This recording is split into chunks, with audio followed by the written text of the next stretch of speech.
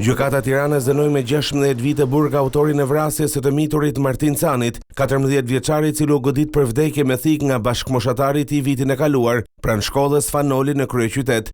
I mituri ka përfituar nga zbritja viteve të burgimit për shkak të moshës së tij, ndërkohë që gjykata ka dhënë vendim jo vetëm për vrasjen e Martin Canit, por dhe të plagosjes së shokut të tij në këtë ngjarje. Menjëherë pas vendimit ka reaguar dhe familja e viktimës. Babai i tij tha se ky vendim është një rrezë drite për familjen e tyre. Megjithatë, ai hodhi kritika për institucionin arsimor, duke thënë se shkolla nuk ka reaguar dhe madje as falje nuk ka kërkuar. Besoj që kanë nxjerrë një rrezë drite për Martinin dhe për Luizin. Gjithsesi dhimbja jonë është e pa krahasueshme. Nuk krahasohet sikur edhe burgim përjetshëm ishte është e pa krahasueshme. Ndërkohë avokati i familjes Sani tha se vendimi i gjykatës nuk ka të bëjë me dënimin, por me drejtsinë e vendosur në vend.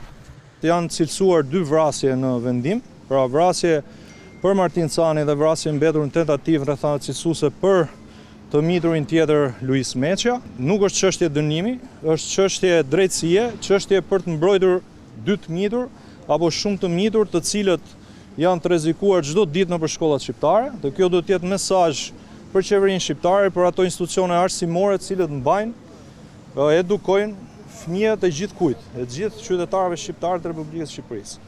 Vendimi i tokave të zeza ishte lënë për këtë të martë, ndërkohë që para pak ditësh në seancë avokati i autorit kërkoi rikualifikim të veprës penale për të miturin nga vrasja në rrethana cilësuese në vrasje në kushtet e tronditjes së fortë psiqike. Gjithashtu prokuroria më herët kërkoi dënimin me 25 vite burg për autorin, por për shkak të moshës së mitur ai nuk mund të dënohet më shumë se gjysmën e dënimit. Ngjarja rënd të ndodhi me 18 nëntor të vitit të kaluar. Menjëherë pas përfundimit të mësimit, 2 të miturit dolën jashtë për të sqaruar një konflikt që kishte nisur disa ditë më përpara në rrjetet sociale. Autori tashmë i dënuar nxori thikën dhe goditi disa herë Martin Canin dhe shokun e tij.